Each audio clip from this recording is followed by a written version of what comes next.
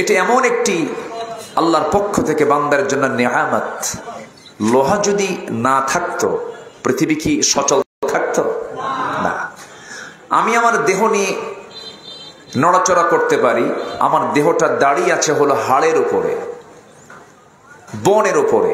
ঠিক তেমনি একটা গাড়ি যদি আপনি বানাতে যান, স্ট্রাকচার তৈরিতে কি লাগে? লোহা লাগে। কাপড়টা সেলাই করবেন, ছিঁড়ে গেছে, এতটুকু অংশ আপনি সেলাই দেবেন, কি লাগে? লোহা লাগে, সুই লাগবে। তাহলে লোহাটা এমন একটা উপাদান যা ছাড়া পৃথিবী সম্পূর্ণ অচল। এই লোহা কে নাজিল করেছেন বলেন তো? আল্লাহ। লোহা নাজিল হয়েছে। কিন্তু আপনি যদি গ্যাসের দিকে তাকান, আমার দেশের গ্যাস ধরুন, সিলেটে যে গ্যাসটা, এই গ্যাসটা কি নাজিল হয়েছে না নিচ থেকে ওঠে? নিচ থেকে ওঠে। দিনাজপুরের কয়লা নাজিল না নিচ থেকে ওঠে? সোনা খনি, সোনার খনি, গ্যাসের খনি, তেলের খনি। কিন্তু লোহাটা আল্লাহ পাক নাজিল করেছেন, তাও ১৫০০ বছর আগে এই তথ্য তিনি দিচ্ছেন কোরআনে কারীমের ভিতরে। সুবহানাল্লাহ বলবেন না? এখানে তো সোনার খনি না, সব সোনার খনি। জুয়েলার্স, সোনার জায়গা। মেয়েদের আল্লাহ পাক সাজানোর জন্য দিয়েছেন গহনা। বলি আলহামদুলিল্লাহ, জোরে বলি আলহামদুলিল্লাহ। ইউজ করো, কিন্তু ৭.৫ ভরি পার হলেই কি করতে হবে? দিতে হবে। কি নফল মনে করে না ফরজ মনে করে? ফরজ মনে করে দিতে হবে। স্বর্ণ রৌপ্য এগুলো কার দেওয়া? আল্লাহর দেওয়া। তো লোহাও আল্লাহ দিয়েছেন, কিন্তু লোহাটা আল্লাহ পাক বলছেন এটা আমি নাজিল করেছি। নাজিল করা মানে হলো ওয়ানজালনা, অবতরণ হওয়া। তো মহা মুশকিল কথা বলবো। মাইকলা নাই, মানে মাইকলাকে দেখে এতিম এতিম মনে হচ্ছে ওনাকে। কে কোথায় কে আছে? মাঝে মাঝে আমার বন্ধুগণ, আল্লাহ রাব্বুল আলামিন লোহা নাজিলের কথা বলেছেন, মানে উপর থেকে যান অবতরণ হয়, সেটাই হলো অবতরণ, হলো ওয়ানজালনা, নাজিল হওয়া। আল্লাহ রাব্বুল আলামিন এই লোহাটাকে নাজিল করেছেন, উপর থেকে এসেছে। অর্থাৎ বিজ্ঞান বলতেছে লোহা তৈরি করার জন্য যে তাপমাত্রার প্রয়োজন, এই তাপমাত্রা পৃথিবীর কোথাও নাই। আমরা যে সূর্যের আলোটা উপভোগ করি, সূর্যের আলোটা যে আমরা নিয়ে থাকি, যে তাপমাত্রা আমরা পেয়ে থাকি, সূর্যের আভ্যন্তরীণ তাপমাত্রা হলো 15 মিলিয়ন ডিগ্রি সেলসিয়াস।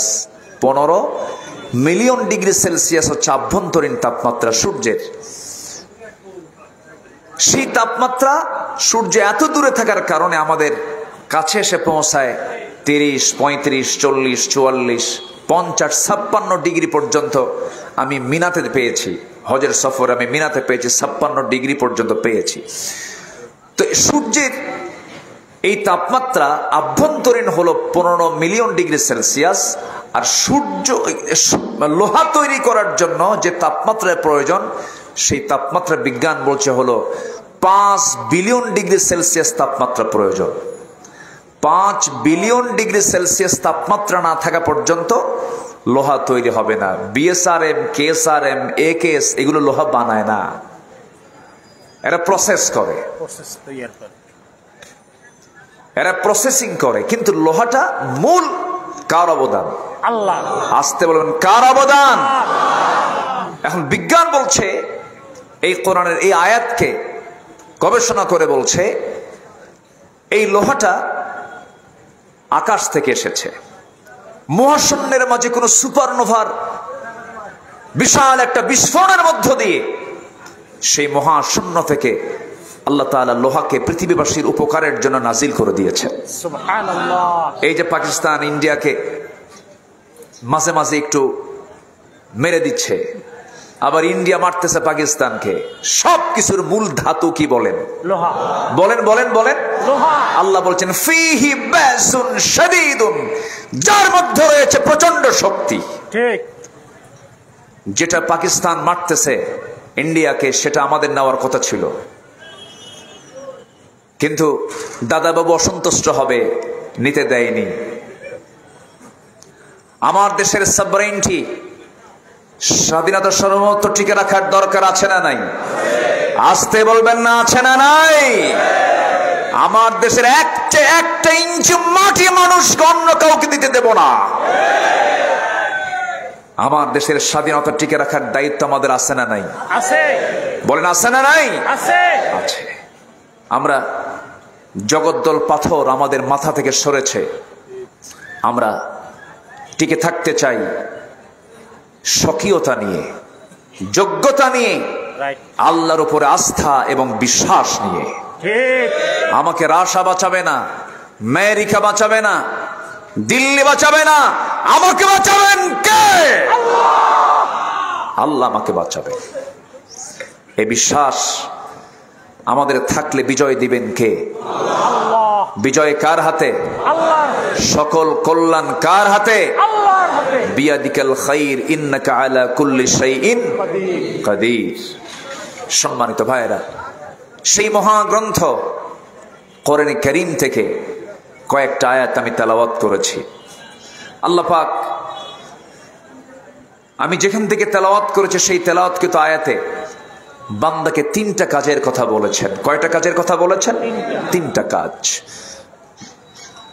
আল্লাহ রাব্বুল আলামিন বলেন, وَمَا أُمِرُوا إِلَّا لِيَعْبُدُوا اللَّهَ مُخْلِصِينَ لَهُ الدِّينَ حُنَفَاءَ وَيُقِيمُوا الصَّلَاةَ وَيُؤْتُوا الزَّكَاةَ وَذَلِكَ دِينُ الْقَيِّمَةِ। জোরে বলুন আল্লাহু আকবার।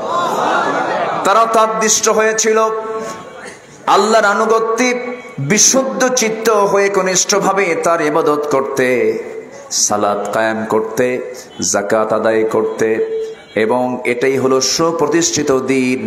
সূরা বাইয়িনা 5 নম্বর আয়াতে মহান রব্বুল আলামিন সুন্দর করে বলে দিয়েছেন। আমার বন্ধুগণ, এখানে বিশুদ্ধ চিত্ততার কথা আসছে, ইখলাসের কথা আসছে। যার আমল আছে ইখলাস নাই, তার আমল কবুল হবে না। নামাজ আছে ইখলাস নাই, হবে না। একটা সূরার নাম আছে সূরা ইখলাস, আমাদের সবার জানা আছে কিনা? সবার জানা আছে তো? কোন সূরা বলেন? অনেকে সূরা ইখলাস পারে না, কিন্তু কুলহু পারে। কি পারে? কুলহু পারে। 2টা সূরা আছে, যে 2টা সূরার নাম ওই সূরার মধ্যে সংশ্লিষ্ট সূরার মধ্যে পাওয়া যায় না। সূরা বাকারা আছে, আনতাযবাহু বাকারা। সূরা আলী ইমরান আছে, ওয়া আলা ইমরান। ইয়াসিন আছে, ইয়াসিনুল কুরআনিল হাকিম। রহমান আর রহমান। আমার বন্ধুগণ, এরকম করে সব সূরার নামকরণ করা হয়েছে। সংশ্লিষ্ট সূরার ভিতর থেকে একটা শব্দকে বের করে সেই সূরার নামকরণ করা হয়েছে। কিন্তু সূরা ইখলাস, ইখলাস শব্দটা সেই সূরার মধ্যে নাই। কিন্তু এই সূরাটা যে বান্দা ইখলাসের সাথে সুন্দর করে পড়বে, 3টা বার পড়বে, আল্লাহ রাব্বুল আলামিন গোটা 30 পারা কোরআন খতমের সওয়াব তার আমলনামায় দিয়ে দেন। সুবহানাল্লাহ। একটা আওয়াজ দিয়ে আমার সঙ্গে ঠোঁট মিলিয়ে বলুন, কুল হুয়াল্লাহু আহাদ আল্লাহুস সামাদ লাম ইয়ালিদ ওয়া লাম ইউলাদ ওয়া লাম ইয়াকুল লাহু কুফুয়ান আহাদ। 3টা আয়াতের মধ্যে পরিচয়টা কার? আসতে বলবেন না, কার? এক সাহাবী সব ওয়াক্তেই একই সূরা দিয়ে নামাজ পড়ান। মুসল্লিরা নবীর কাছে গিয়ে বলছেন, ইয়া রাসূলুল্লাহ, এমন একটা ইমাম দিলেন সূরা ইখলাস ছাড়া কোনো সূরাই পড়ে না, একই সূরা বারবার পড়ে। আমার নবীজি বললেন, সাহাবী কি যেন শুনলাম? সাহাবী কেঁদে ফেলে বলছেন, ইয়া রাসূলুল্লাহ, নামাজে যখন দাঁড়াই আমার কাছে সবচাইতে প্রিয় সূরা মনে হয় সূরা ইখলাস, এজন্য বারবার এই সূরাই পড়ি। জোরে বলি সুবহানাল্লাহ। এই সূরার মধ্যে কমপ্লিট পরিচয়টা কার? আল্লাহ। একদম ছোট্ট করে ছোট্ট সূরার মধ্যে কমপ্লিট পরিচয় দিয়েছেন তিনি, তার নিজের পরিচয় দিয়েছেন। কে? কে দিয়েছেন? হে রাসূল, আপনি বলে দেন, কুল হুয়াল্লাহু আহাদ আল্লাহুস সামাদ লাম ইয়ালিদ ওয়া লাম ইউলাদ ওয়া লাম ইয়াকুল লাহু, তার সমকক্ষ কেউ নাই। তার সমকক্ষ কেউ হতে পারে না, তার আইনের সমকক্ষ কোন আইন হতে পারে না। আল্লাহর আইনের সমকক্ষ, আল্লাহর আইনকে তোয়াক্কা না করে যারা অন্য আইন খেলা করে, তাদের তাওহীদে অবশ্যই ফাঁকিবাজি আছে, তাদের চেতনায় অবশ্যই ফাঁকিবাজি আছে না নাই? আছে, আকীদাতে সমস্যা আছে। সম্মানিত ভাইয়েরা, সম্মানিত বন্ধুগণ, আমরা ইখলাসের সাথে সব কাজগুলো করব। জোরে বলি ইনশাআল্লাহ। যার ইখলাস ঠিক আছে, বিশুদ্ধ চিত্ততা আছে, সেই আল্লাহর দরবারে সম্মানিত হবে। নামাজ পড়লাম, ইখলাস নাই, কাজ হবে না। দান করলাম, ইখলাস নাই, কাজ হবে না। হজ করলাম, ইখলাস নাই, কাজ হবে না। হজ করে আসছে, হাজি বলে না, মনটা খুব খারাপ করে থাকে। এরকম কিছু লোক আছে না নাই? হজ করে আসছে কিন্তু হাজি কয় না, নাম কইছে রইসউদ্দিন মিয়া। আবার রইসউদ্দিন নামে কেউ থাকলে আবার মন খারাপ করেন না। কে রইসউদ্দিন সাহেব কোথায়? মন খুব খারাপ। আপনি মন খারাপ করে আছেন, কে এত কিছু বোঝো, হাজি বলতে পারো না? 7.5 লাখ টাকা খরচ করে হজ করে আসলাম, হাজি ক আছে না নাই? আছে না নাই? তাহলে ওর জন্য আয়াত হবে কি? ওয়া আতিম্মুল হাজ্জা ওয়াল উমরাতা লিন্নাস। ওর জন্য কি হয়ে গেছে? লিন্নাস হয়ে গেছে। কিন্তু হজ করতে হবে, উমরা করতে হবে কার জন্য? ওয়া আতিম্মুল হাজ্জা ওয়াল উমরাতা লিল্লাহ। কার জন্য? কার জন্য? কার জন্য? এটাই হচ্ছে ইখলাস। ইখলাস থাকতে হবে ইবাদতে। ইখলাস, একনিষ্ঠতা বজায় রাখার 10টা উপায় আজকে আমি আপনাদের সামনে প্রেজেন্ট করতে চাই ইনশাআল্লাহ। জোরে বলি ইনশাআল্লাহ। একনিষ্ঠতা বজায় রাখার জন্য 10টা উপায় কোরআনের আলোকে আমি একটা একটা করে পয়েন্ট আকারে বলবো। আমাকে সময় দিচ্ছেন তো নাকি? ইনশাআল্লাহ। কারো কোনো সমস্যা নাই তো? বলি আলহামদুলিল্লাহ। কত সুন্দর একটা নিরিবিলি পরিবেশ আমরা পেয়েছি। একটা সিটি, একটা মেট্রোপলিটন এরিয়াতে মাহফিল হওয়া 1 বছর আগে, বলেন তো, বলেন বলেন বলেন, সম্ভব ছিল? সম্ভব ছিল? এখানে তো হতোই না। বলতো যে এই জায়গায় সাম্প্রদায়িক দাঙ্গা হতে পারে, অনেক হিন্দু ভাইরা আছেন, এখানে মাহফিল করা যাবে না, অনেক কিছুই বলতো। হিন্দু এবং মুসলমান আমরা সমতা, সাম্প্রদায়িক সম্প্রীতি নিয়ে টিকে থেকেছি, টিকে থাকবো। এটা 1000 বছরের ঐতিহ্য আমার দেশের। আমরা আমার হিন্দু ভাইদেরকে ভালোবাসি, তারা আমাদেরকে ভালোবাসে, আমরা তাদেরকে মহব্বত করি। আমার নবীর হাদিস, ঝড়ের রাতে একটা পাখি তার ছানাগুলোকে যেমন ঝড়ের কবল থেকে বাঁচানোর জন্য 2টা ডানা বিছিয়ে তাদেরকে আগলে রাখে, একটা মুসলমান, একটা মুসলিম সমাজে কোনো যদি অন্য ধর্মের লোক থাকে, সেই মুসলমানের দায়িত্ব হলো সেই সমস্ত সংখ্যালঘু অমুসলিমদের তাদেরকে ওই রকম করে রহমতের ডানা দিয়ে তাদেরকে আগলিয়ে রাখা। ইসলাম দিয়েছে এটা। কিন্তু যারা আমাদেরকে সাম্প্রদায়িক সম্প্রীতির সবক দিতে চান, তাদের মধ্যে সাম্প্রদায়িক সম্প্রীতি নেই। মুসলমানদের শত শত বছর আগের সেই ঐতিহ্যের মসজিদ, বাবরি মসজিদকে ভেঙ্গে টুকরা টুকরা করা হয়েছে। এখন পর্যন্ত মসজিদগুলোকে ভাঙ্গা হচ্ছে। সম্মানিত ভাইয়েরা, একটা বিষয় মাথায় রাখবেন, ইহুদি, নাসারা এবং মুশরিক মুসলমানদের কখনো বন্ধু হতে, আসতে বন্ধু হতে পারে না, কখনোই না। সম্মানিত বন্ধুগণ, আসুন একটু মূল লাইনের দিকে থাকি। এই যে এই আওয়াজটা যেন থাকে, এই মাইকের আওয়াজটা মাঝে মাঝে হেরে যায় কেন?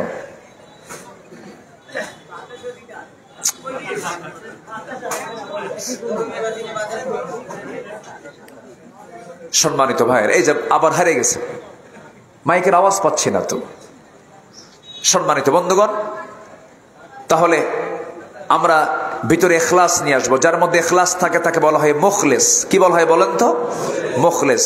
খুলনার মুখলেস না, কিন্তু মুখলেস নামে লোক আছে না নাই? বলেন আছে। এই মুখলেস হতে হবে কার মুখলেস? বলেন কার? কার?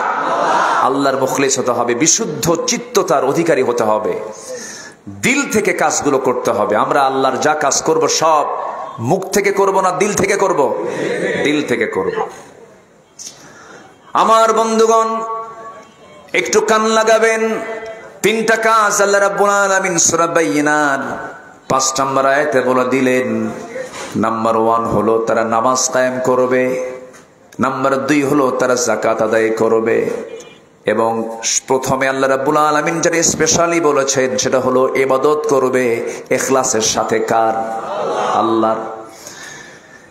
এই ইখলাস ঠিক রাখার জন্য, বজায় রাখার জন্য আল্লাহ রাব্বুল আলামিন 10টা জায়গায় বান্দাকে শিখিয়ে দিয়েছেন কেমন করে তোমার বিশুদ্ধতা ঠিক রাখা যায়, ইখলাস ঠিক রাখা যায়, একনিষ্ঠতা ঠিক রাখা যায়। 1 নাম্বার হলো দুনিয়ার সমস্ত লালসা থেকে নিজেকে মুক্ত রাখার চেষ্টা করতে হবে।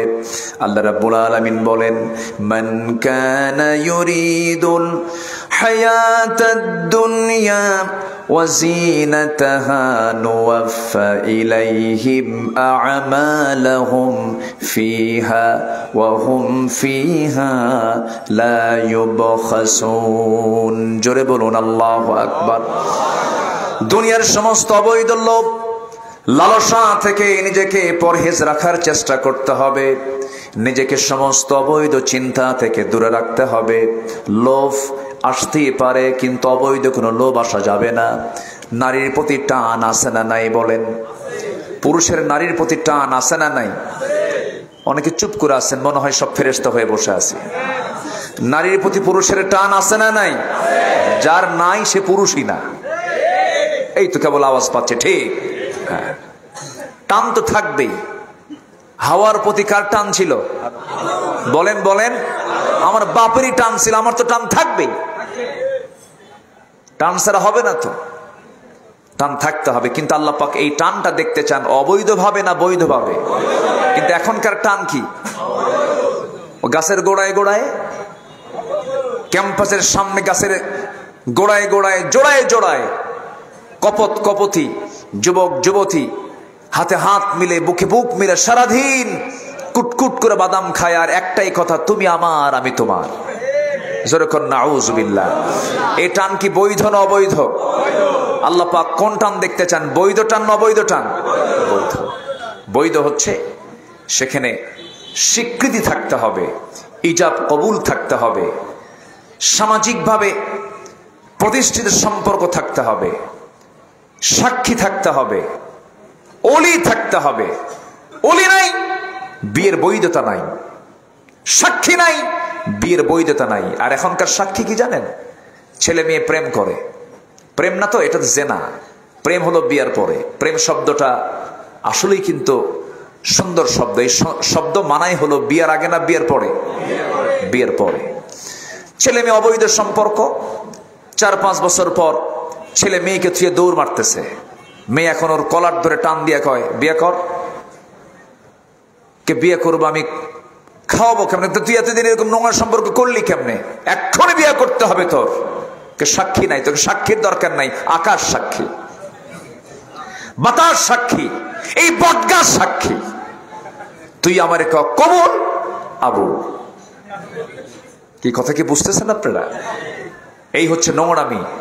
আল্লাহ পাক নোংরামির কোন সম্পর্ক দেখতে চান না। ওয়ালা মুত্তাখিদি আখদান ওয়ালা মুত্তাখিদাতি আখদান।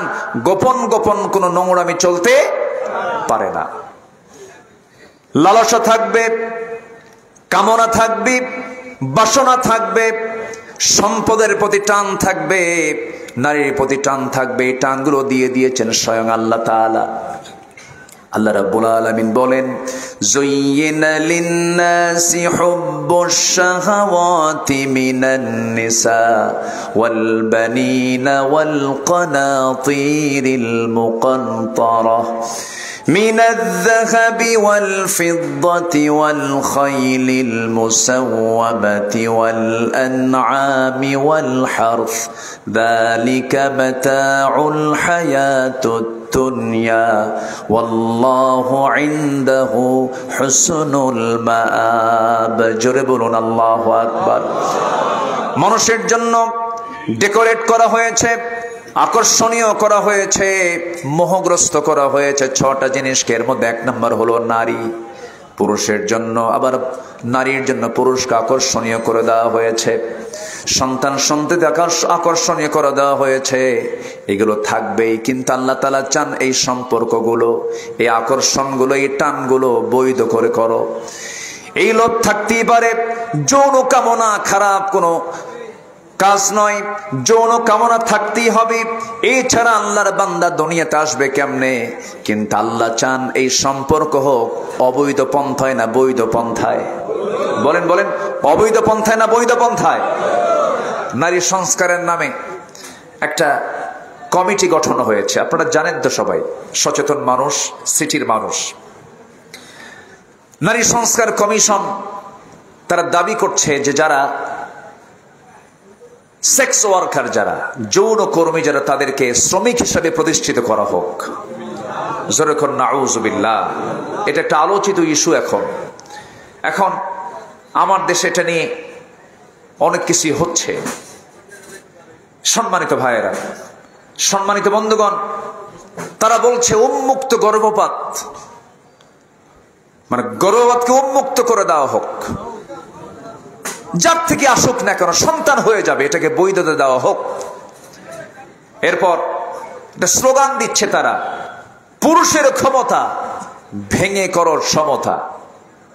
এরকম করে বিভিন্ন স্লোগানগুলো দেওয়া হচ্ছে। আচ্ছা বলুন তো, নারী পুরুষ কি সমান হতে পারে? নারীর চামড়া আর পুরুষের চামড়া কি একরকম? পুরুষের চামড়া শক্ত না মেয়ের চামড়া শক্ত? এই শক্ত কে করে দিয়েছেন? দোষ কার? আল্লাহর দোষ। হ্যাঁ, পুরুষের চামড়া আল্লাহ পাক শক্ত করে দিয়েছেন। কেন? এরা খেজুর গাছে উঠবে। কোন গাছে উঠবে? খেজুর গাছে কি রস লাগানোর জন্য কি লাগায়? ওটা ঠিলা লাগাবে, ডঙ্গি লাগাবে। এটা পুরুষের কাজ। পুরুষ কি করবে? ঠেলা গাড়ি ঠেলবে, 3 বস্তা ওজনের চাল মাথায় নেবে, এটা পুরুষের কাজ। ইট ভাঙবে, এটা পুরুষের কাজ। নারীর কাজ তো এখানে নয়। পুরুষ হচ্ছে টায়ারের ভূমিকায় আর নারী হচ্ছে টিউবের ভূমিকায়। দুটোই লাগবে। টিউব ছাড়া টায়ার চলবে না, টায়ার ছাড়া টিউব চলবে না। কিন্তু টিউবের ভূমিকা বাহির থেকে না ভিতর থেকে? ভিতর থেকে। সে টায়ারকে সুসংহত রাখার জন্য সে বায়ুকে সে ধরে রাখবে, আর টায়ারকে বলবে তুমি চলো। এই রাস্তায় চলতে নিয়ে দুর্গমগিরি কান্তার মরু সমস্ত পথ মাড়িয়ে তুমি তোমার মঞ্জিলে মকসুদে পৌঁছে যাও, আমি ভিতর থেকে সমস্ত বায়ুকে কন্ট্রোল করছি। টিউবের কাজ হচ্ছে ভিতরে থাকা। টিউব যদি বলে টায়ার ভিতরে আমি ঘেমে গেলাম, আমি আর থাকতে পারতেছি না, তুমি এখন বাইরে ভিতরে আসো, আমি বাইরে চলে যাই, সমান অধিকার। ট্রাক তো মাশাআল্লাহ ঢাকা যাবে? যাবে? যাবে না। কারণ টিউবের গায়ে কি করতে হবে? গ্যারেজ করতে হবে। গ্যারেজে যাবে, গাড়ি আর ঢাকা যাবে না। কারণ টিউবের কাজ একরকম, টায়ারের কাজ আরেক রকম। যাকে যেভাবে যে দায়িত্ব দিয়ে আল্লাহ পাক দুনিয়াতে পাঠিয়েছেন তাকে সেই জায়গায় রাখতে হবে। আজকে যৌন অবৈধ সম্পর্ককে উস্কে দেবার জন্য, এটাকে প্রমোট করার জন্য এই সমস্ত ষড়যন্ত্রগুলো আনা হয়েছে। বিদেশিদের কিছু সাহায্য পাওয়ার জন্য, নিজেদের কায়েমি স্বার্থকে বাস্তবায়ন করার জন্য এই ইস্যুটা আনা হয়েছে। আমি হলফ করে বলতে চাই, বাংলাদেশে ধরুন এখন 1 লক্ষ লাইসেন্সধারী যৌন কর্মী আছে। আপনি এদের মাঝে আপনি জরিপ করে দেখুন, আল্লাহর কসম করে বলছি, কেউ নিজের ইচ্ছায় এই পথ বেছে নেয় নাই। প্রতারণার শিকার হয়ে হোক, ব্ল্যাকমেইল হয়ে হোক, বাধ্য হয়ে তারা এসেছে। অতএব আমি তাফসীর মাহফিলের এই প্ল্যাটফর্ম থেকে প্রযুক্তির মধ্য দিয়ে, অনলাইনের মধ্য দিয়ে আমি জানান দিতে চাচ্ছি, নারীকে আল্লাহ পাক যে সম্মান দিয়েছেন, সেই সম্মানের সাথে নারী সংস্কার কমিশন যেটা দ্বারা প্রস্তাব দিয়েছে সম্পূর্ণ সাংঘর্ষিক। যৌন কর্মীদের এটা কোনো শ্রম হতে পারে না, এটা অবৈধ পন্থা, নিকৃষ্ট পন্থা।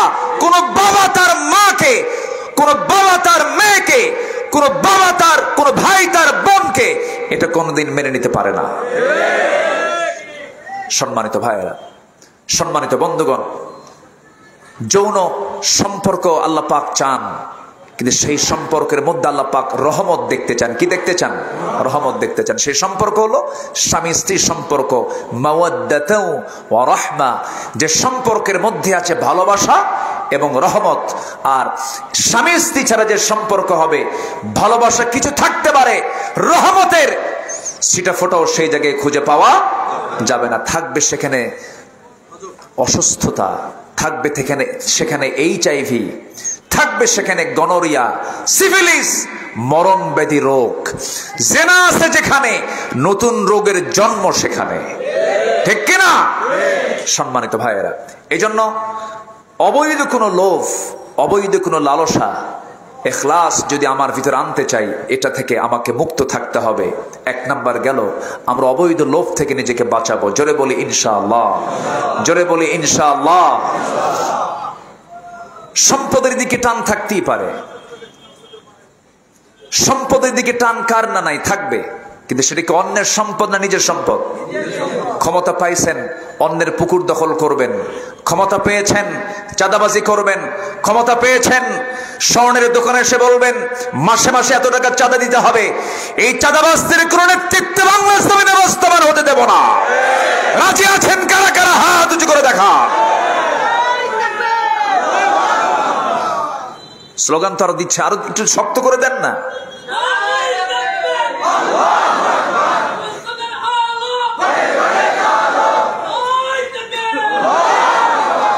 আল্লাহ কবুল করুন, আল্লাহ কবুল করুন। জোরে বলি আমিন, আরো জোরে আমিন। আমি অপ্রিয় হলো একটা কথা আমি বলতে চাই, এখনো চাঁদাবাজি আছে না নাই? আসতে বলবেন না, আছে না নাই? আমরা নতুন বোতলে পুরাতন মদ দেখতে চাই না, আমরা সুন্দর বাংলাদেশ দেখতে চাই। 54 বছর এই দেশ শাসন করেছেন অনেকেই, কেউ 24 বছর, কেউ 16 বছর, কেউ 9 বছর, কেয়ারটেকার গভর্নমেন্টটা কয়েক বছর। মদের আইন পাশ করেছেন, জেনারেল লাইসেন্স দিয়েছেন, সুদের আইন পাশ করেছেন, মদের কারবার করেছেন, কিন্তু সাহস করে এই মুসলমানগুলো নামাজের একটা আইন কেউ পাশ করতে পারে নাই। অতএব আমরা আগামীর সরকার দেখতে চাই নামাজের সরকার, কোরআনের সরকার, ইসলামের সরকার। রাজি আছেন কারা কারা? হাত উঁচু করে দেখা।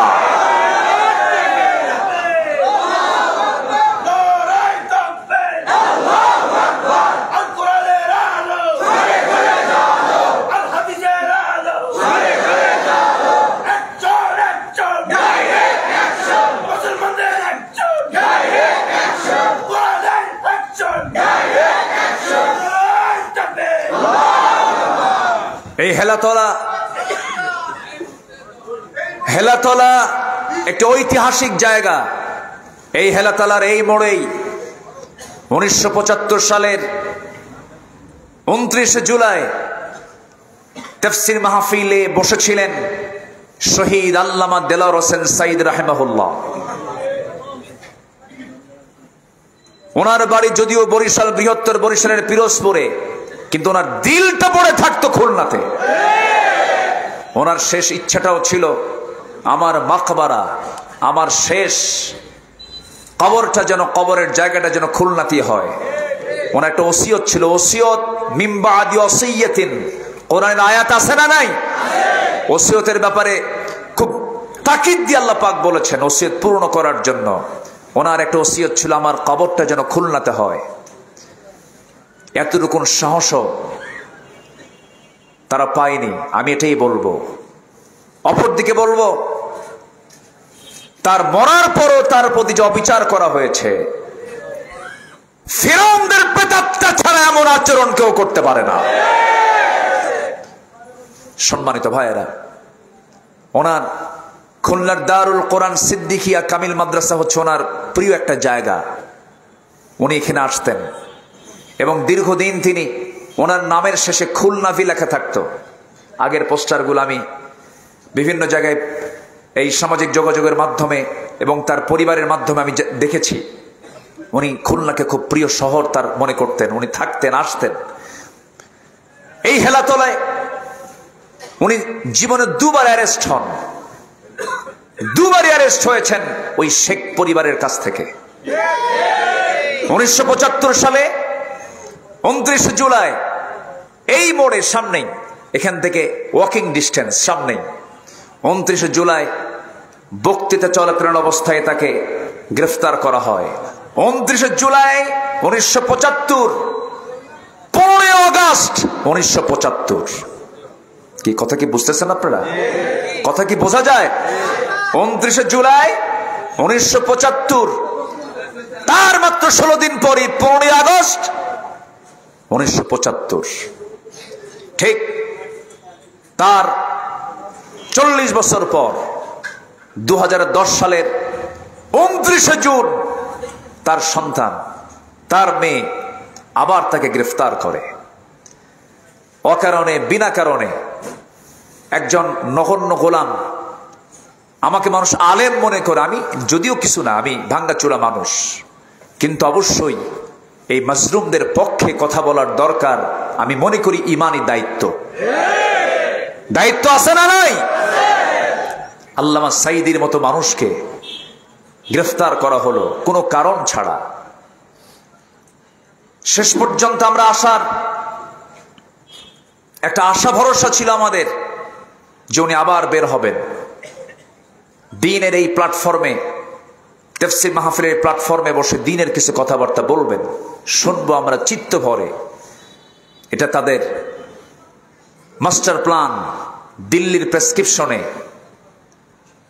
2024 সালের মাঝামাঝি সময়ে তাকে জেলখানা থেকে চিকিৎসার নাম করে সেখান থেকে ধরে এনে হসপিটালে ভর্তি করা হলো। বিষ প্রয়োগ করে, পয়জনিং করে তাকে শহীদ করা হয়েছে। আমরা তাফসীর মাহফিলের এই প্ল্যাটফর্ম থেকে, স্মৃতিময় জায়গা থেকে, হেলাতলার এই স্মৃতিময় জায়গা থেকে সুস্পষ্ট ভাষায় জানান দিতে চাই, আল্লামা সাঈদীর হত্যার সঙ্গে যারাই জড়িত চূড়ান্ত শাস্তি নিশ্চিত করা হোক, চূড়ান্ত পানিশমেন্ট নিশ্চিত করা হোক। এ মতের পক্ষে রাজি আছেন কারা কারা? হাত উঁচু করে দেখা।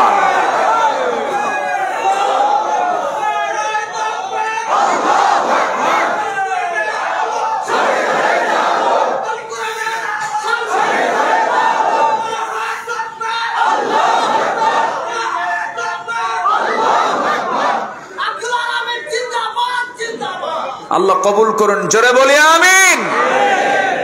সম্মানিত ভাইয়েরা,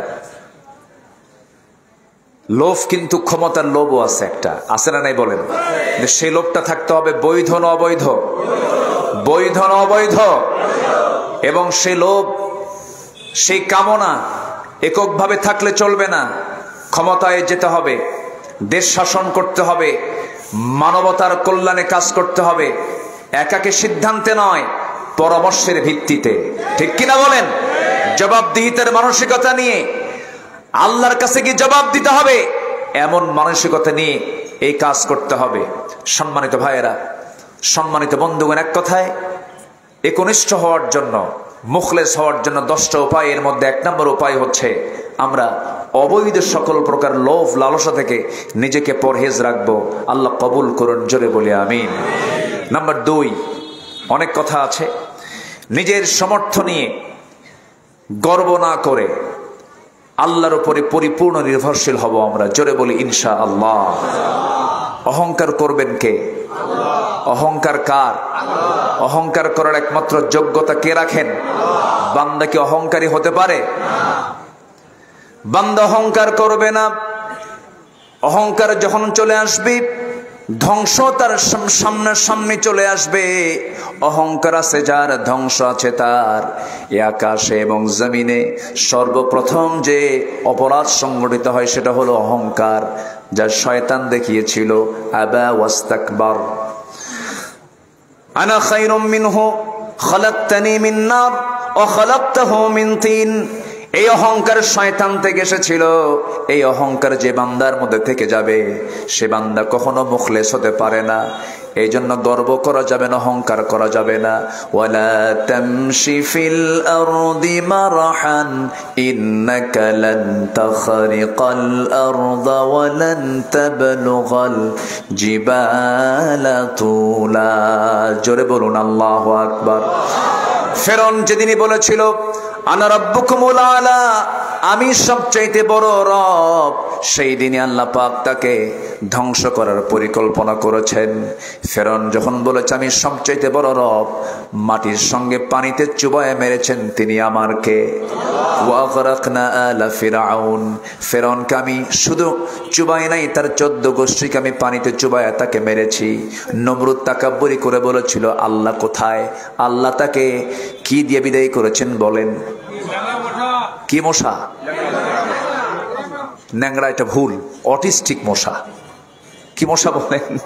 ন্যাংরা মানে কি, হয়তো কোন একটা আঘাতে তার পাটা হয়তো দুর্বল হয়ে গেছে, ভেঙে গেছে, এটা হচ্ছে ন্যাংরা। আর যে মশা ওকে ঘায়েল করেছে সেটা হচ্ছে অটিস্টিক, মানে জন্মগতভাবেই প্রতিবন্ধী। আছে না এরকম কিছু?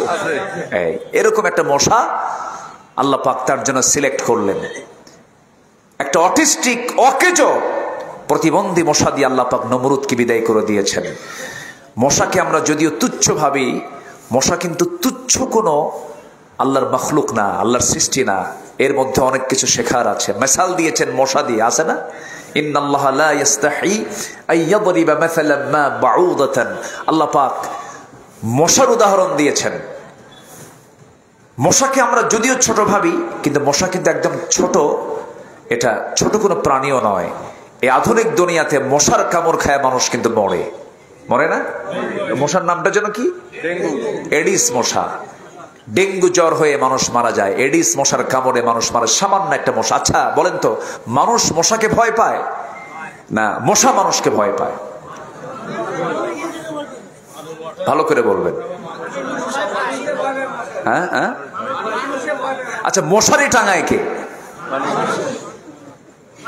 মশা টাঙায় না মানুষ টাঙায়? তাহলে কে ভয় পায়?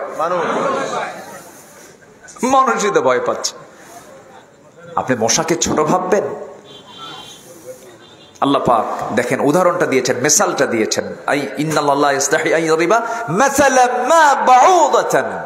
আল্লাহ পাক ইস্তি মশার কথা বলেছেন। বাউদাতান ইস্তি মশা, মশা যেটা কামড়ায় বংশ প্রজনন বৃদ্ধির জন্য যে কামড়ায়, এটা ইস্তি মশা কামড়ায়, পুরুষ মশা কামড়ায় না।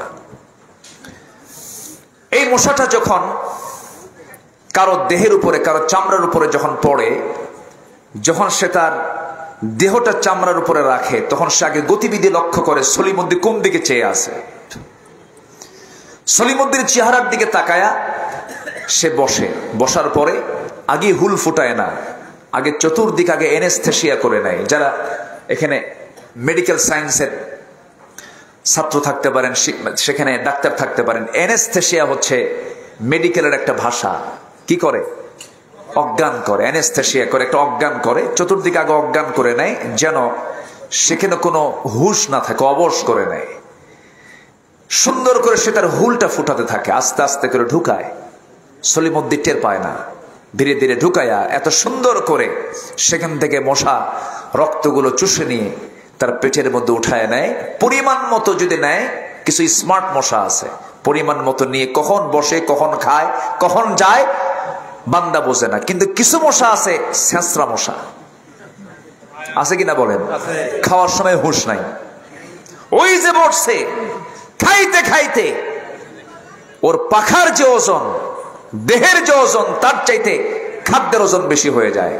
তখন সে আর উঠতে পারে না, খাইয়াই সেখানেই মরে। এই 16 বছর যারা ছিল তারা খাইছে হলো বেহুশ মশার মতো। ঠিক কিনা বলেন? কি মশার মতো? বেহুশ মশার মতো খাইছে, কিন্তু হুশ ছিল না। এমন খাওয়া খাইছে হজম করতে পারে নাই। এই বৃহত্তর খুলনার সাতক্ষীরা সদরের বারবার নির্বাচিত একজন এমপির বাড়ি বুলডোজার দিয়ে ভেঙে ফেলেছিল, একজন জনপ্রতিনিধির বাড়ি প্রশাসন দিয়ে ভেঙেছিল। তার জবাব পাওয়ার জন্য মাত্র কয়েক বছর পরে প্রশাসন ভাঙ্গে নাই, জনগণ তাদের বাড়ি ভেঙ্গে চুরমার করে দিয়েছে। ঠিক কিনা? হারামের কোন আরাম নাই, হারামের কোন আরাম। লুটপাট করেছে, দেশের সম্পদ দেশে রাখ, তাও রাখে নাই। কারণ বিয়ে বাড়ি তো এই দেশ না, বিয়ে বাড়ি হলো আমেরিকা, বিয়ে বাড়ি ইউরোপ। সন্তানাদি কেউ দেশে থাকে না, সব বাহিরে থাকে। দেশের সম্পদ আর করবে কি? গোড়ায় হাত দিবেন। দেশকে প্রকৃত কারা ভালোবাসে তাদেরকে আগে খুঁজে বের করুন। কাদের হাতে দেশ নিরাপদ এটা মাথায় রাখতে হবে। আমি একজন একাই বাংলাদেশ, এটাকে মাথায় নিয়ে চলতে হবে। আল্লাহ পাক প্রত্যেককে সচেতন নাগরিক হওয়ার তৌফিক দান করুন। অহংকার করা যাবে না। অহংকার করেছে ফেরাউন, শেষ হয়েছে। অহংকার করেছে নমরুদ, শেষ করেছেন তিনি আমার কে? আল্লাহ পাক। এই মশা, আপনি রাতের বেলা ঘুমাতে যাচ্ছেন, লাইট দিয়ে দেখতেছেন আপনার ঘরে একটা মশাও নাই, কিন্তু আপনি লাইট বন্ধ করেছেন, মশারি টাঙান নাই, অন্ধকার। 10 মিনিট যাই নাই, দেখবেন আপনার নাকের কাছে কানের কাছে সে সারেগামা পাদানিসা কি আছে, আওয়াজ আছে না নাই বলেন তো? তাহলে এ টের পাইলো কেমনে? আপনি আলোতে দেখলেন না, ও অন্ধকারে খুঁজলো কেমনে? আপনি খুঁজে বের করলো কেমনে? প্রাণী বিজ্ঞান বলছে মশা যদিও ছোট্ট প্রাণী, আল্লাহ পাক এটার উদাহরণ দিয়েছেন কোরআনে কারীমের ভিতরে। যদিও ছোট্ট প্রাণী, কিন্তু এই মশা আল্লাহ পাক তার মধ্যে এমন একটা ঘ্রাণ শক্তি দিয়েছেন, 75 ফুট দূর থেকে টের পায় যে এই 75 ফিট এই এরিয়ার মধ্যে কোন সলিমুদ্দি শুয়ে আছে। সুবহানাল্লাহ বলবেন না? জোরে বলি সুবহানাল্লাহ। খুঁজে পায়। আমার বন্ধুগণ, আল্লাহ রাব্বুল আলামিন অহংকার করতে মানা করেছেন। অহংকার করতে যেও না। নমরুদকে আমি মশা দিয়ে শেষ করেছি, ফেরাউনকে আমি পানিতে চুবাইয়া মেরেছি, আবু জেহেলকে আমি নাবালক সন্তানের হাতে আমি তাকে ধরাশয়ী করে ফেলেছি। আবু জেহেল রাসূলকে কি কষ্ট দেওয়া বাদ দিয়েছিল। লোক লেলিয়ে দিয়েছে, সন্ত্রাসী লেলিয়ে দিয়েছে, চোখের সামনে সাহাবে কেরামকে ধরে ধরে কাউকে পিঠের চামড়া তুলে দিয়েছে, জ্বলন্ত অঙ্গারের উপরে পিঠ চাপায় ধরে পিঠটাকে ঝাঁঝরা বানায় দিয়েছে, ক্ষত ক্ষত করে দিয়েছে, গর্ত গর্ত করে দিয়েছে। ইয়াসার পরিবারকে চোখের সামনে, নবীর চোখের সামনে শহীদ করে দেওয়া হয়েছে। ইয়াসার রাদিয়াল্লাহু আনহু সামনে দাঁড়ালেন। আবু জেহেল বলল, ইয়াসার শুনলাম কালেমা পড়েছো? হ্যাঁ কালেমা পড়েছি। মারতে মারতে রক্তাক্ত করে একটা পা একটা ঘোড়ার পায়ের সাথে বেঁধে, আরেকটা পা আরেকটা ঘোড়ার পায়ের সঙ্গে বেঁধে দিয়া, দুই দিকে চালায়া দিয়া মুরগি রানের মতো 2 টুকরা করে দুনিয়া থেকে বিদায় করে দেওয়া হয়েছে। সুমাইয়া রাদিয়াল্লাহু আনহা, সেই ইয়াসার রাদিয়াল্লাহু আনহুর স্ত্রী, তাকে ধরা হলো। মারতে মারতে রক্তাক্ত করে দিয়া শেষ পর্যন্ত কালিমা গ্রহণের অপরাধে তার অপরাধী বানায়া বর্ষার আঘাত দিয়া বুক দিয়ে ঢুকায়া পিঠ দিয়ে বর্ষা বের করে সুমাইয়াকেও দুনিয়া থেকে বিদায় করা হয়েছে। শুধু আমার নবীজি এই দৃশ্যগুলো দেখেছেন, ক্ষমতা ছিল না তার হাতে। আমার নবীজি শুধু হাত উঁচু করে বলেছেন, সাবরান আলা ইয়াসার, সাবরান আলা ইয়াসার, ফাইন্না মাউইদাকুমুল জান্নাহ, তোমাদের জন্য জান্নাতের ওয়াদা করা হয়েছে, অপেক্ষা করো, ধৈর্য ধরো। আমার নবীজি মক্কার মাটিতে শেষ পর্যন্ত টিকতেই পারলেন না। দাওয়াতি কাজ বন্ধ হয়ে গেছে। দাওয়াতি কাজ ছিল আমার নবীজির নেশার মতো। আমার নবীজি এই কাজটাকে বন্ধ রাখতে পারলেন না, চলে গেছেন বুক ভরা আশা নিয়ে তায়েফের ময়দানে। তায়েফে চলে গেছেন কালিমার দাওয়াত দিতে গিয়ে। আমার নবীজির ছোট্টকাল স্মৃতি বিজড়িত সেই তায়েফের ময়দান, বনু সাদ, তিনি ওই দিক দিয়ে হালিমাতু সাদের ঘরে বারবার গিয়েছেন, বারবার এসেছেন। সেই তায়েফে যখন কালিমার দাওয়াত দিতে গেছেন, সেই তায়েফে কালিমার দাওয়াত দিতে গিয়ে আমার নবীজি ফুল পেয়েছেন না পাথর পেয়েছেন? কি পেয়েছেন বলেন? ফুল পেয়েছেন না পাথর পেয়েছেন? পাথর পেয়েছেন। এক একটা পাথর লাগাতে নবীজির দেহ থেকে ফিঙ্কি দিয়ে রক্ত পড়া শুরু হয়ে গেছে, মাথা রক্ত পায়ের তলায় গিয়ে জমাট বেঁধেছে। আমার নবীজিকে এত কষ্ট তায়েফের কাফেররা দিয়েছে।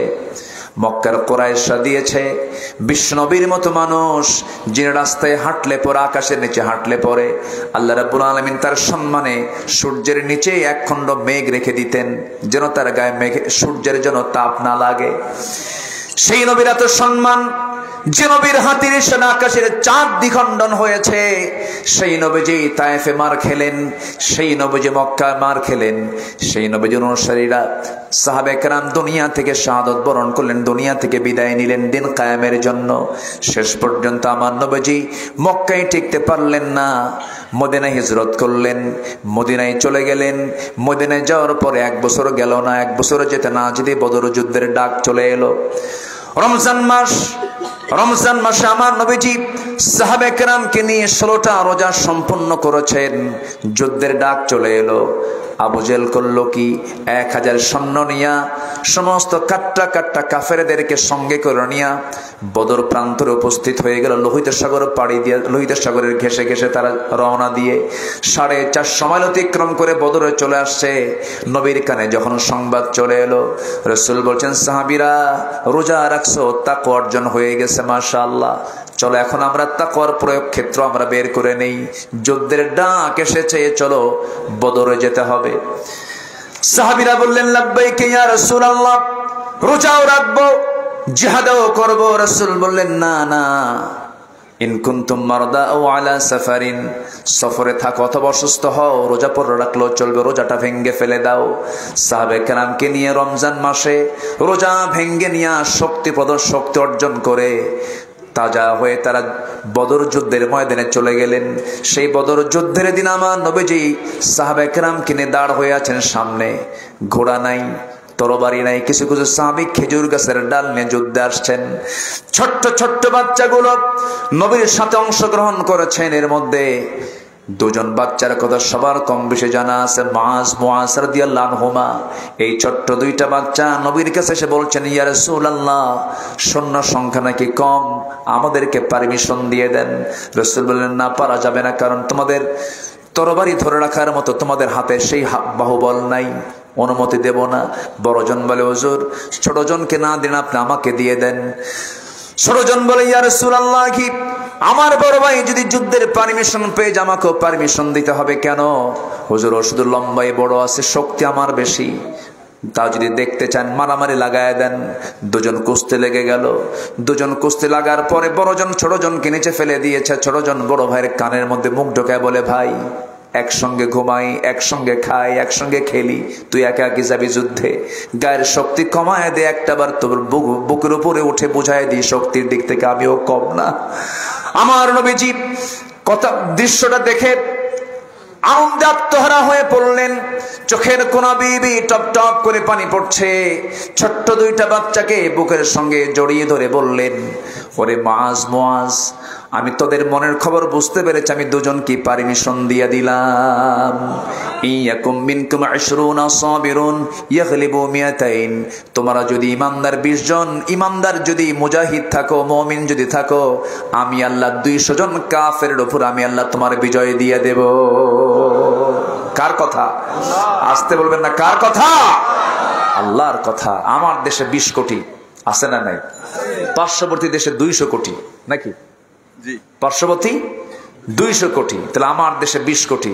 আল্লাহ পাক বলছেন, ইয়াকুম মিনকুম 20 সাবিরুন, 20 জন তোমরা ধৈর্যশীল ইমানদার হবে, 200 জনের উপর আমি আল্লাহ বিজয় দিয়ে দেব। আমার মন বলছে গজওয়াতুল হিন্দের দিকে এগিয়ে যাচ্ছে পৃথিবী। ঈমানী প্রস্তুতি নিয়ে আমাদের থাকতে হবে। সামনের একটি চরম রক্তক্ষয়ী সংঘর্ষ আসতেছে, খুব বেশি দিন মনে হয় দূরে নাই। বাইতুল আকসা মুসলমানদের হাতে চলে আসবে, জোরে বলি ইনশাআল্লাহ। সম্মানিত ভাইয়েরা, সম্মানিত বন্ধুগণ, গোটা পৃথিবীতে একটা হিংস্র জাতির নাম আছে, যা আমাদের প্রতিবেশী।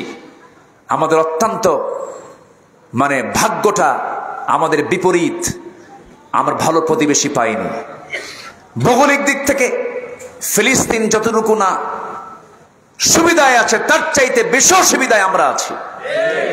আমাদেরকে সতর্ক থাকতে হবে। চতুর্দিকে মুশরিক, একদিকে খোলা আছে বঙ্গোপসাগর।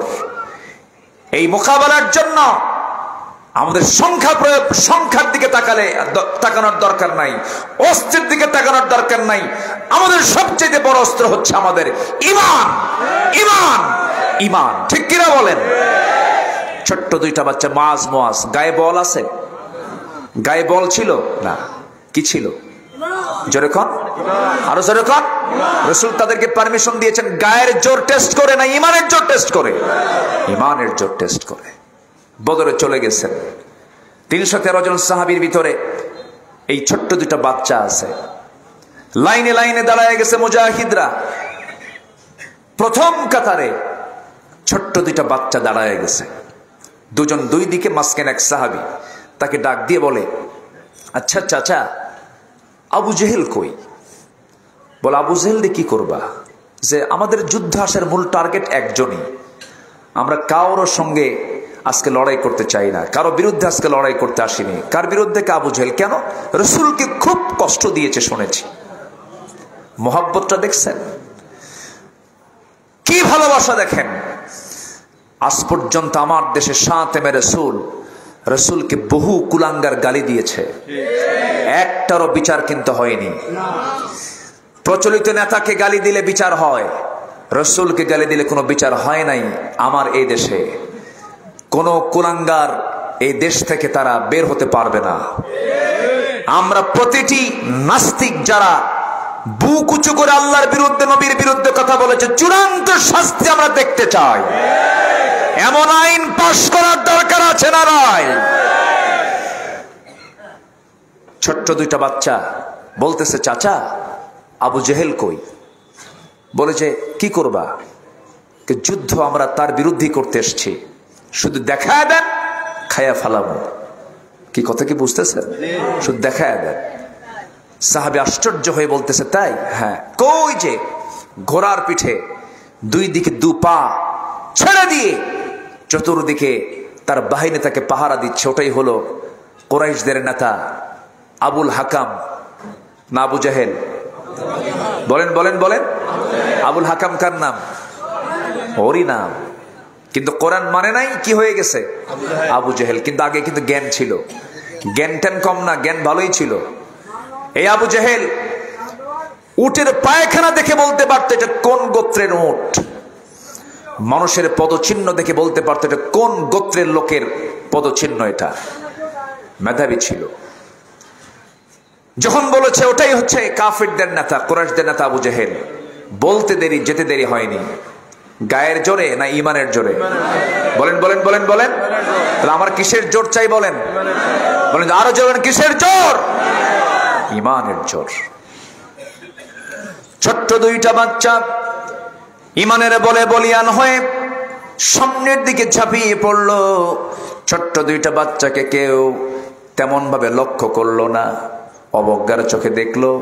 দুই দিকে দুই পা ছেড়ে দিয়ে আবু জেহেল বসে আছে ঘোড়ার পিঠে, দুই দিকে ছোট্ট দুইটা বাচ্চা ছোট্ট তরবারি নিয়ে পজিশন ঠিক করতেছে। এমন সময় আল্লাহু আকবার আওয়াজ দিয়া দুই ভাই সজোরে আবু জেহেলের দুই পায়ে সজোর আঘাত করেছে। আবু জেহেল ওই যে ঘোড়ার পিঠ থেকে ধরাশয়ী হয়ে জমিনে পড়েছে। কোমর সোজা করে আবু জেহেল আর কোনোদিন দাঁড়াতে পারে নাই। দাপুটে তিন নেতা নমরুদ শেষ হলো মশার কামড়ে। দাপুটে নেতা ফেরাউন খতম হয়েছে। আল্লাহ রাব্বুল আলামিন তাকে পানিতে চুবায় মেরেছেন। এবং দাপুটে নেতা আবু জেহেলকে আল্লাহ পাক খতম করে দিয়েছেন নাবালক সন্তানের হাতে। আবু জেহেল ধরাশয়ী হয়ে গেল। কিন্তু এইদিকে বড় ভাই মুআজকে সমস্ত কাফেররা চতুর্দিক থেকে অ্যাটাক করে ফেললো। একজন কাফের এসে পিছন দিক থেকে তার ডান হাত আঘাত করলো। এক আঘাতে তার ডান হাতটা চামড়ার সঙ্গে ঝুলতে লাগলো। ঝনঝন করে তরবারি হাত থেকে পড়ে গেল। থামালেন না যুদ্ধ। ছোট্ট বাচ্চা দৌড় মেরে গিয়ে বাম হাতে তরবারি তুলে নিয়েছেন। বাম হাতে যুদ্ধ চালাতে গিয়ে দেখা গেল ডান হাতটা ঝুলন্ত হয়ে আছে চামড়ার সঙ্গে, ঝুলন্ত হাতটা সে বাম হাতে বারবার ধাক্কা খায়, তরবারি চালাতে কষ্ট হয় মনে করে ডান হাতটা বাম পায়ের নিচে রেখে এত জোরে টান মারলেন হাত ছিটকে পড়ে গেছে। বাম হাতে যুদ্ধ চালালেন, বাম হাতও পিছন থেকে আরেকজন কাফের এসে তার বাম হাতে আঘাত করলো, বাম হাতটাও কেটে ফেললো, তরবারি ঝনঝন করে পড়ে গেল। ওই যে বড় ভাই মুআজ দুনিয়া থেকে বিদায় নিয়ে নিলেন এবং দুনিয়াবাসীকে জানান দিয়ে দিল, দুনিয়ার মুসলমান আল্লাহর দিনকে বিজয়ী করার জন্য, রাসূলের আদর্শকে বিজয়ী করার জন্য হাসি মুখে জীবন এমন করে দিতে হয়। জোরে বলি সুবহানাল্লাহ, আরো জোরে বলি সুবহানাল্লাহ। গর্ব করা যাবে না, একমাত্র ভরসা করব আমরা কার কাছে? আল্লাহর কাছে। আমার বন্ধুগণ, বিজয় আল্লাহ দিবেন। অহংকারী কখন আল্লাহর প্রতি ভরসা রাখতে পারে না। আল্লাহ রাব্বুল আলামিন বলেন, ওয়া আলাল্লাহি ফাতাওয়াক্কালু ইন কুনতুম মুমিনিন। জোরে বলুন আল্লাহু আকবার। নাম্বার 3 হলো ইবাদতে বিনম্র হয়ে আল্লাহর সামনে দাঁড়াতে হবে, বিনম্রতা অবলম্বন করতে হবে। আল্লাহ রাব্বুল আলামিন বলছেন, ওই সমস্ত বান্দার জন্য সফলতা যারা বিনয়ী হয়ে নামাজে আমার সামনে দাঁড়ায়। আল্লাহ রাব্বুল আলামিন বলেন, কাদ আফলাহাল মুমিনুন আল্লাযীনা হুম ফি সালাতিহিম খাশিউন। জোরে বলুন আল্লাহু আকবার। নামাজ পড়ব কয় ওয়াক্ত? আস্তে বলবেন না, কয় ওয়াক্ত? একা না জামাতে? বোঝে না না বুঝে? জেনে না না জেনে? তাড়াতাড়ি না আস্তে আস্তে? মনোযোগে না উদাসীনতায়? সুন্দর করে নামাজটা পড়তে হবে। জেনে রাখবেন, যার নামাজটা যত সুন্দর হবে তার ঈমানটা তত সুন্দর হয়ে যাবে। নামাজটা হতে হবে অসময়ে না সময়ে হতে হবে? বলেন, আসসালাতু আলা ওয়াক্তিহা ইন্নাস সালাতা কানাত আলাল মুমিনিনা কিতাবাম মাওকুতা। আমার বন্ধুগণ, এই জন্য মুখলেস হওয়ার জন্য, বিশুদ্ধ চিত্ততা ভিতরে নিয়ে আসার জন্য 10টা উপায় আমি বলতে চেয়েছি। নাম্বার 1 বললাম, মনে আছে তো সবার, অবৈধ লোভ থাকা যাবে না, অবৈধ লোভ থাকা যাবে না। নাম্বার 2 হলো নিজের সামর্থ্য নিয়ে গর্ব না করে ভরসা করব কার উপরে। নাম্বার 3 হলো ইবাদতে আমরা বিনম্রতা নিয়ে ইবাদত করব, জোরে বলি ইনশাআল্লাহ। খুশু নিয়ে আমরা ইবাদত করব, জোরে বলি ইনশাআল্লাহ। নাম্বার 4 হলো ইবাদতে একনিষ্ঠতার জন্য, মুখলেস বান্দা হওয়ার জন্য হালাল রুজির দিকে খেয়াল করতে হবে। রুজিটা হতে হবে হালাল না হারাম? হালাল না হারাম? হালাল হতে হবে। আমার নবীজি উদাহরণ দিতেন। একদিন বলছেন, আমার রাসূল বলছেন, একজন মরুর ভিতরে উস্কো খুস্কো চুল নিয়া পাগলের মতো করে বারবার বলতেছে, আল্লাহ আমাকে মাফ করে দাও। কিন্তু রাসূল বলছেন, হুযাইবিল হারাম, তার খাবারটা হারাম, তার কাপড়টা হারাম, তার দেহটার সমস্ত রক্ত গঠনটা হারাম, খাদ্য দিয়ে হয়েছে।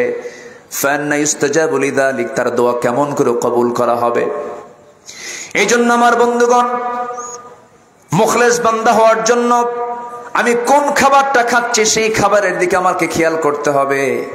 মিন আইনা ইকতাসাবাহু, আমি কোন জায়গা থেকে এটা কামাই করলাম, কোথায় ব্যয় করলাম, এই বিষয়ে আমাকে আপনাকে সচেতন হতে হবে।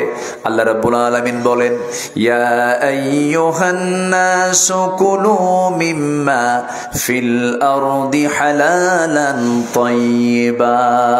জোরে বলুন আল্লাহু আকবার।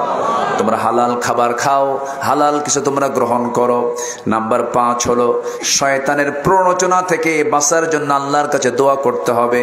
আল্লাহ দোয়া শিখিয়ে দিয়েছেন, ওয়াকুর রাব্বি আউযু বিকা মিন হামাযাতিশ শায়াতিন। জোরে বলুন আল্লাহু আকবার। নাম্বার 6 হলো আত্মপ্রশংসায় নিমজ্জিত হওয়া যাবে না।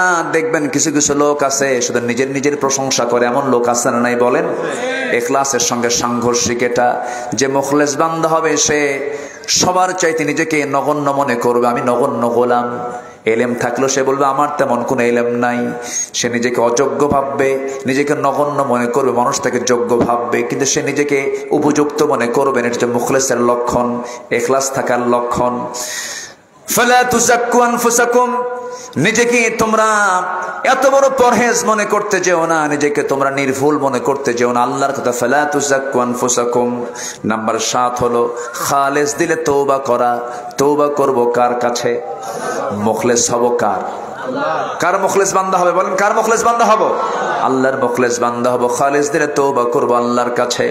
ইয়া আইয়ুহাল্লাযীনা আমানু তুবু ইলাল্লাহি তাওবাতান নাসুহা আসা রাব্বুকুম আন ইউকাফিরা আনকুম সাইয়্যাতিকুম ওয়া ইউদখিলাকুম জান্নাতিন তাজরি মিন তাহতিহাল আনহার। জোরে বলি আল্লাহু আকবার। আত-তাইবু মিনাজ যামবি কামান লা যামবা লাহ। যার তওবা কবুল হয়ে যায় তার আগের জীবনের কোনো গুনাহ থাকে না। জোরে কোন সুবহানাল্লাহ। তওবা কবুল মানে কি তার আগের জীবনের কোনো গুনাহ থাকে না। নাম্বার 8 হলো মুখলেস হওয়ার জন্য 10টা উপায়ের মধ্যে 8 নাম্বার উপায় হলো সৎকর্মে মনোযোগী হওয়া, সৎকর্মে মনোযোগ দেওয়া এবং ধৈর্য ধারণ করা। আল্লাহ রাব্বুল আলামিন বলছেন ওয়াসবির ফাইন্নাল্লাহা লা ইউদিউ আজরাল মুহসিনিন। জোরে বলুন আল্লাহু আকবার। ধৈর্য আছে যার পুরস্কার আছে তার, রাগ আছে যার কি মহাক্ষতি আছে তার। রাগ কি যোগ্যতা না ধৈর্য যোগ্যতা? বলেন বলেন রাগ যোগ্যতা না ধৈর্য যোগ্যতা? ব্যবসা করতে কি লাগে? এই জুয়েলার্সের দোকানে অনেক কাস্টমার আসে, এই ডিজাইন পছন্দ হয় না, আরেক ডিজাইন, আরেক ডিজাইন পছন্দ হয় না, আরেক ডিজাইন, 7-8টা ডিজাইন দেখার পর কয় হলো না। যদি রাগ খুব বেশি হয় তখন কি করবে দোকানদার? কি বলেন না, বুঝতেছেন না? যদি রাগ দেখায় ওই কাস্টমার কোনোদিন তার দোকানে আসবে? আসবে না। এরপরও ভিতরে ভিতরে যদি একটু মন খারাপও হয়, একটা গ্লুকোজ মার্কা হাসে, একটা কৃত্রিম হাসি মেরে দেখ, ঠিক আছে, আছে না? নেই বলেন আছে। ভিতরে ভিতরে একটু হয়তো রাখছে কিন্তু প্রকাশ হতে দেয় না। এই যে ধৈর্য, ধৈর্য আছে ব্যবসা আছে, ধৈর্য আছে বাড়ির বউ আছে, ধৈর্য নাই বাড়ির বউ নাই। পরশুদিন আমাকে এক মহিলা ফোন দিয়ে বলে, হুজুর আমার স্বামী আমাকে সকালে 1 তালাক দেয়, বিকেল আরেক তালাক দেয়, আমি কি আসি না নাই? কি কথা কি বুঝতেছেন? তাহলে এটা কি ধৈর্যের পরিচয়? রাগ উঠলেই তালাক মারে, সমস্যা। তারপরে আপনি কোন কাজটা করতে যাবেন, আপনি যে কাজই করতে যান না কেন, নামাজ পড়তে যাবেন, কিছু কিছু মুসল্লি আছে এত ধৈর্য হারা, ইমাম যদি একটু খুতবাটা একটা 20-এ শেষ করতে হয়, একটা 25-এ যদি যায়, খালি ঘড়ি দেখে, আছে না? যে ঘড়ি দেখার দায়িত্ব কি মুসল্লির না খতিবের? কার দায়িত্ব বলেন? যে মুসল্লি ঘড়ি দেখে ওটা কি আদবওয়ালা মুসল্লি না বেয়াদব মুসল্লি? এই কথা কি বোঝা গেল? ধৈর্য নাই, এগুলো করে। এই জন্য প্রত্যেকটা জায়গায় যে ধৈর্য অবলম্বন করবে তার সাথে কে আছেন? ধৈর্য নাই আল্লাহ, ধৈর্য নাই তার সঙ্গে কে আছে? বলেন কে আছে? শয়তান আছে। শয়তান রাখবেন, বড় একটা ক্ষতি হয়ে যাবে, দেহেরও ক্ষতি হবে আপনার। রাগ করতেছেন, হঠাৎ করে বুক ধরে শেষ। এই জন্য চিত্তকে শান্ত করতে হবে, চরম ধৈর্যশীলতার পরিচয় দিতে হবে, মানুষের কথাকেও হজম করতে হবে, আবার কথা বলতে নিয়েও অত্যন্ত যত্নশীল হতে হবে। মানুষের কথা এবং হাতের আঘাত, এই দুটো জিনিস মারাত্মক ভয়ঙ্কর। রাসূল প্রান্তিক কথা বলেছিলেন, আল মুসলিম মান সালিম আল মুসলিমুনা মিন লিসানিহি ওয়া ইয়াদিহি। প্রকৃত মুসলমান সেই যার জবান থেকে এবং হাত থেকে অন্য মুসলমান নিরাপদে থাকে। যার হাত ঠিক নাই, জবান ঠিক নাই, সে প্রকৃত মুসলিম হতে পারে না। সম্মানিত ভাইয়েরা, আল্লামা সাঈদীকে নিয়ে কি নাটক করা হয়েছে, বলা হয়েছে উনি নাকি ধর্ষণ করেছেন, উনি নাকি মানুষের বাড়িতে আগুন ধরিয়ে দিয়েছেন। এ তো শয়তানও মানবে না। শয়তান কয় আমিও মিশা কথা কই, এরকম মিশা কথা কই না আমি। কিছু সাক্ষী জোগাড় করেছিল। সুখরঞ্জন বালির নাম শুনছেন তো মনে হয়। সুখরঞ্জন বালির সঙ্গে আমার দেখা গত অগাস্টে। তো আমি তাকে বললাম, ভাই আপনি অন্য ধর্মের মানুষ, আবার এই লোকটার জন্য আপনি দেশ ছাড়া হলেন, 5 বছর দমদমিয়ে জেলখানায় জেল খাটছেন উনি। তো বললাম যে আপনি এই কাজটা করার কি দরকার ছিল? তো উনি বললেন, আমি অন্য ধর্মের হতে পারি, আমি কি সততাকে বিক্রি করে খাবো? মনে মনে ভাবলাম, আমার দেশের অনেক জালেম আলেম আছে, কিন্তু বিশ্বের ইতিহাসে এমন রেকর্ড নাই যে স্বৈরাচার পালায় সাথে বাইতুল মুকাররমের খতিবও পালায়, এরকম কিন্তু নাই। মনে মনে চিন্তা করলাম, এই লোকটার ঈমান নাই, কিন্তু তার ভিতরে যে শক্তি সাহস, তার যে সততা, অনেক ঈমানদারকে সে ডিঙ্গিয়ে গেছে সততার দিক থেকে। জেল খাটছে, অনেক ত্যাগ স্বীকার করেছে, সাক্ষী জোগাড় করেছে। আল্লামা সাঈদীর বিরুদ্ধে সে সাক্ষীর জন্ম কত সালে? জন্ম হলো ৭৬ আর ঘটনা হলো ৭১। তো এই 5 বছর পরের আগের ঘটনা, 5 বছর পরের জন্ম হলো, জানলো কেমনে? রুহের জগৎ থেকে দেখছে। কিসের জগৎ থেকে? রুহের জগৎ থেকে। এই কল্পিত নাটকগুলো তৈরি করা হয়েছে। আল্লামা সাঈদী তো উনি নিরাপদে আছেন, উনি তো ভালোই আছেন, উনি তো চলেই গেছেন, কিন্তু যারা নাটক করেছো তারা আজকে কোথায় তোমরা? ঠিক কিনা? আল্লাহ আছেন না নাই? আল্লাহ আছেন না নাই? উনি কত আগে বলেছিলেন, এমন একটা সময় আসবে পালানোর জন্য একটা ইঁদুরের গর্ত খুঁজে পাবা না। বাংলাদেশে এমন একটা সময় আসবে উনি বলেছিলেন। ঠিক 6 অগাস্ট 7 অগাস্টের ওই দিনগুলো, একজন ওই যে কি নাম, কি মানিক যেন বিচারপতি, ও শামসুদ্দিন, হ্যাঁ শামসুদ্দিন মানিক, কালা বলার দরকার নাই, যাই কালো তো আল্লাহ বানাই দিচ্ছে, এরকম কালো বহু আছে। এই মানিক সে পালানোর জন্য দাড়ি রাখলো। দাড়ি রাখছে তো, তার দাড়ি ছিল না, সে দাড়ি রাখছে যেন তাকে কেউ না চিনতে পারে। দাড়ি রেখে সুন্দর করে সাজগুজ হয়ে মৌলবাদী হইয়া, বোঝেন নাই, ওরা তো মৌলবাদী বলে গালি দিত, সে নিজে মৌলবাদী হয়েছে। সিলেট দিয়ে যাওয়ার পথে সিলেটের লোকগুলো তাকে খুব জামাই আদর করেছে, খুব মহব্বত করে বলছে, আপনি আসছেন যখন ভালো। যখন কোর্টে তোলা হয়, তার মোটামুটি বিসি শুদ্ধ আউট করছে। এই হচ্ছে ওদের অবস্থা। মাত্র 7 দিন আগে কি চিত্র ছিল, মাত্র 7 দিন পরে কি চিত্র দেখিয়ে দিয়েছেন তিনি আমার কে? একজন দাড়ি কাটছে, দাড়ি রাখছে, আরেকজন দাড়ি আবার বাঁচার জন্য কাটছে। বোঝেন নাই? একজন রাখছিল, আরেকজন কি কাটছে। সে করলো কি, পাজামা খুলে লুঙ্গি পরলো, পাঞ্জাবি খুইলা গেঞ্জি পরলো, মাথার সাদা চুল ফেরেশতার মতো ধবধবে সাদা, চেহারাটা মাশাআল্লাহ সুন্দর, দেখে মনে হয় একদম আসমান থেকে জিবরাইল নামছে। মাথার চুল কালো বানালো, মুখের দাড়িটা কাটলো। আইনমন্ত্রীকে বললো, ভাই উপায় তো নাই, চলেন। ভুল করে আবার নৌকায় চললো। নৌকায় চড়ে, নৌকার মানে কি বলে, হ্যাঁ, নৌকার মাঝি আর ঘাট খুঁজে পাচ্ছে না। শেষ পর্যন্ত ভিড়তে পারলো না। শেষ পর্যন্ত কোস্টগার্ড ধরে ফেলছে। আইনমন্ত্রীকে চিনছে, কিন্তু ওনাকে চেনে নাই। আইনমন্ত্রীকে দেখে বলে, স্যার চিনছি, চলেন থানায় চলেন। আমি কি একা আসছি? আমি তো জামাতের সাথে আসছি। মানে হ্যাঁ, আমি তো একা আসি না, ওই যে বসে আছে কত মাঝি, ভালো করে দেখো, চোখ খুলে দেখো, ওটাই দরবেশ। বিপদে পড়লে ফাসেককেও ছাড়ে না, ঠিক কিনা? ফাসেককে ছাড়ে না। আমি শুধু বিপদে পড়বো, ওরে নিয়ে বিপদে, ওরাও ধর। ইমানদার এমন হয় না। ইয়ার মুখের ঘটনা সবার জানা আছে না? পানির যন্ত্রণায় ছটফট করছে একজন, বলে আমি তৃষ্ণার্ত, আমাকে পানি দাও। সে বাম দিকে তাকায় দেখে আরেকজন পানির জন্য ছটফট করছে, বললো আমি না, ওকে দাও। সেই সাহাবী বলল, আমি না, ওকে দাও। 6ষ্ঠ জনের কাছে গেছে, সে বলছে আমি পানি পান করবো না, 1ম জনের কাছে চলে যাও।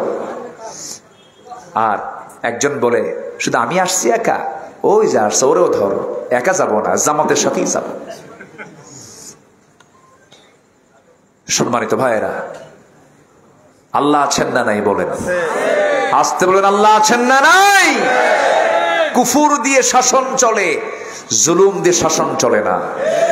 কুফুরকে আল্লাহ পাক টিকসই করতে পারেন, জুলুমকে আল্লাহ পাক টিকসই করেন না। ইতিহাস তার সাক্ষী। আমরা ধৈর্যের পরিচয় দেব, জোরে বলি ইনশাআল্লাহ। আল্লাহ কবুল করুন, জোরে বলি আমিন। নাম্বার 9, দাম্ভিকতা দেখানো যাবে না। দাম্ভিকতা পতনের একটা অন্যতম লক্ষণ। ছেলেরা বলল সারা জীবন তো কোটা দিয়েই চাকরি বাকরি দিলেন, মেধার যাচাই হলো না। আমরা ঢাবির ছাত্র, দেশের সর্বোচ্চ বিদ্যাপীঠে পড়াশোনা করেছি, আমরা আর কোটা চাই না, আমরা মেধা যাচাই চাই। যৌক্তিক একটা আন্দোলন হলো। জবাবে একজন বলে ফেললেন, রাজাকারের নাতিপুতিরা চাকরি পাবে? এটা কি বিনয়ের লক্ষণ না দাম্ভিকতার লক্ষণ? বলেন, বিনয় না দাম্ভিকতা? দাম্ভিকতা। আল্লাহ পাক ধরে ফেলেছেন দাম্ভিকতা। আমার বান্দাগুলো কি তুই এড়িয়ে যাস? ওয়ালা তুসাইদ খাদ্দাকা লিন-নাস ওয়ালা তামশি ফিল আরদি মারাহা ওয়ালা তামশি ফিল আরদি মারাহা। আল্লাহ পাক ধরে ফেলেছেন। দাম্ভিকতা দেখানো যাবে না। দাম্ভিকতা দেখাবো যখনই ধ্বংসের দিকে পড়ে যাব, সেই সময় সর্বশেষ মুখলেস হওয়ার জন্য আমাকে আপনাকে যেটা সর্বক্ষণ খেয়াল রাখতে হবে, আল্লাহর স্মরণে হৃদয়